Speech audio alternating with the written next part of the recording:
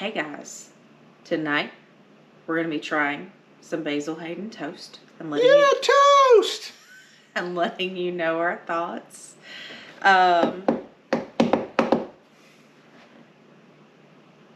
Somebody acts like they've already had a little too much. I don't know.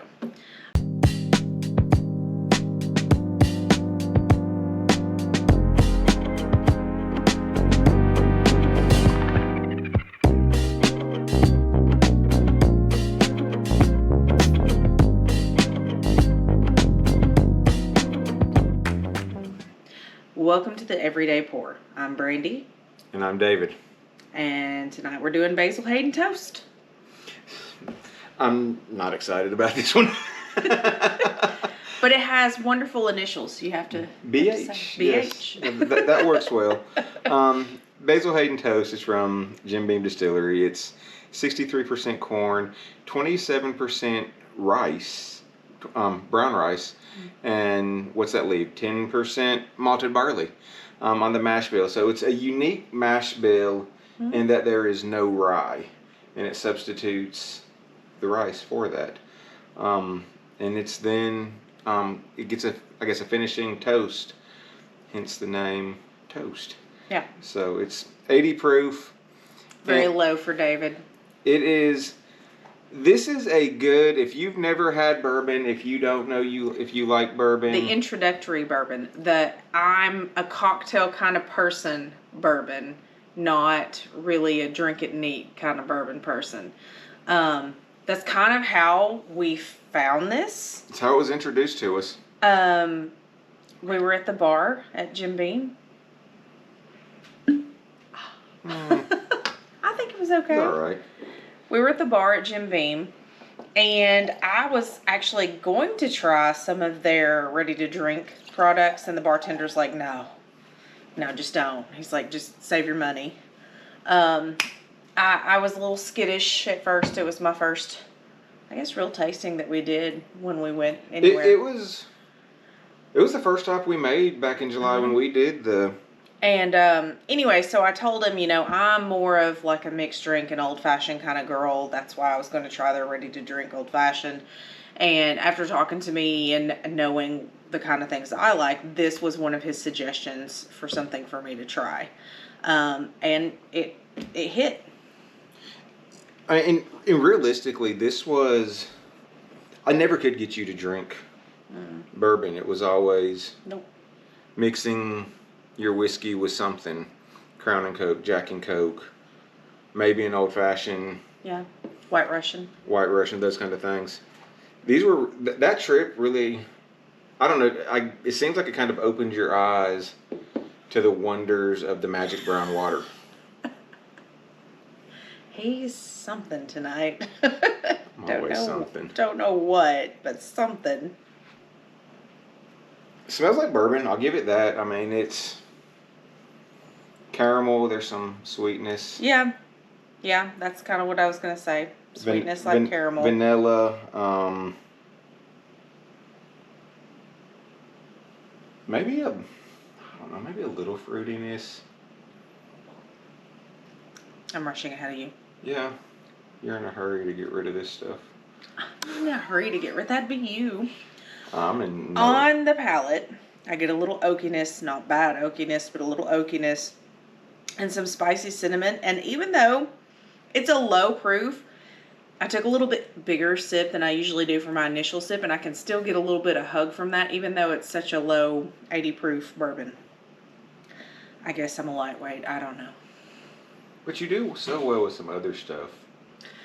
But I have to start really slow with it, really. It's oak. There's like an earthiness to it, I guess. For me, it's really thin on the palate. I was going to say, it's light, easy to drink. It is a thin mouthfeel. And it doesn't really coat the glass all that well. And in this light, my fingerprints are all over this glass. I wonder if that shows up on camera. Probably not, but I mean, maybe if you held it up to the camera. Yeah, it's bad. But I mean, the finish, I feel like it kind of lingers a little. No, I would disagree with that.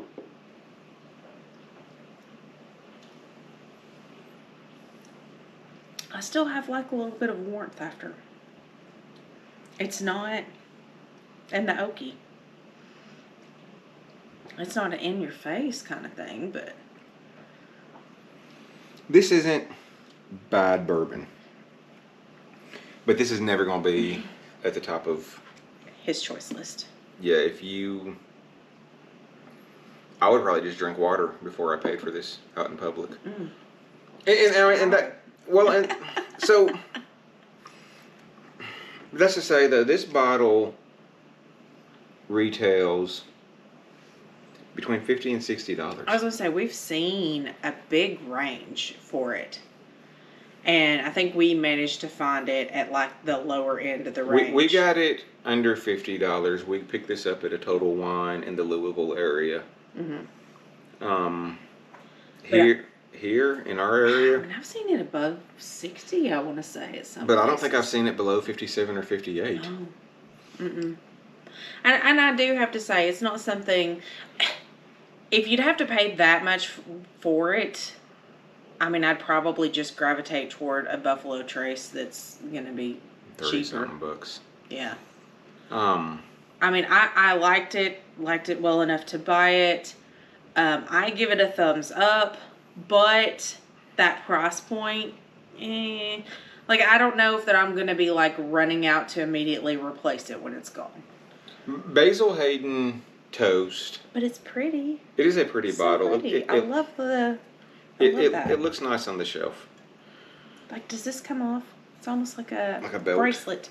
I think where this shines is for that person, like we said, that's not necessarily a bourbon drinker, doesn't know if they're a bourbon drinker. Yeah. People who are only used to cocktails, or they're not a liquor person, especially a straight liquor person. This could be something to give them kind of the idea of what does bourbon smell like and taste like without hitting them over the head with bourbon. For me, it's very oak forward the further I go into the sip. It's surprising that this would have ever, I mean, I feel like I'm saying this a lot lately, where the oakiness doesn't bother me. I don't know what particular oak does, but I know it when I've tasted it. That it's just for some of them, but yeah, this is. I don't want to say it's boring. But that's exactly what he's thinking, because anything from like that 80 until like 99 proof, he's probably going to say that too, except for Old Forester. I've got an Evan Williams single barrel that's 86 point something that I like. It's rare though. Like he just bashes most of the low proofs. I'm not. Yeah. It's fair to say that I bash them. Mm-hmm. So I don't want my bourbon to just melt my face off necessarily. You say that, but you have an interest in the higher proofs and hazmat and all that I have no interest in. I do want to try hazmat. But I've had some higher proof stuff that I like, so I just don't want every pour to be the same proof. Be a low proof to destroy me. Oh, okay. All right. Well, this pour is definitely not going to destroy you. I gave it a thumbs up. What was yours? You're a meh. Meh. At the price point, I'm a thumbs down. If it was 40. If it's 40, fine. Whatever. At 25 to 30, I'm like, hey, that's Yeah. It's not terrible bourbon. It's not a bad bottle. I'm not gonna sit here and say, oh, this is just terrible. But I don't like this at the price. Yeah. I get that. I get that. The If you're new to bourbon, check it out. Mm-hmm. I mean, this is a great introductory bottle. Yeah. But there's probably other stuff that.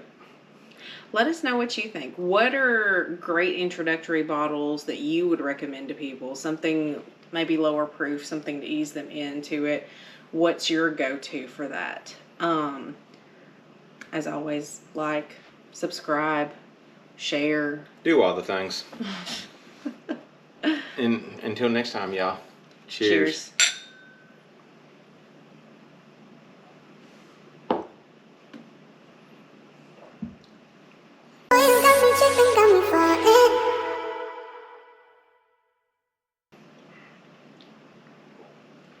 I don't even know how well this would go in an old fashioned. I don't think I would I think play it that way. I think you would lose it in the. I mean, I think the bitters would overpower this in an old fashioned. Yeah, I don't. I think unless you use more alcohol than what it calls for in the recipe, it probably would not work so well. I mean, I get spice from it, I do, but yeah, I'm afraid it would be lost. It's never going to be my favorite.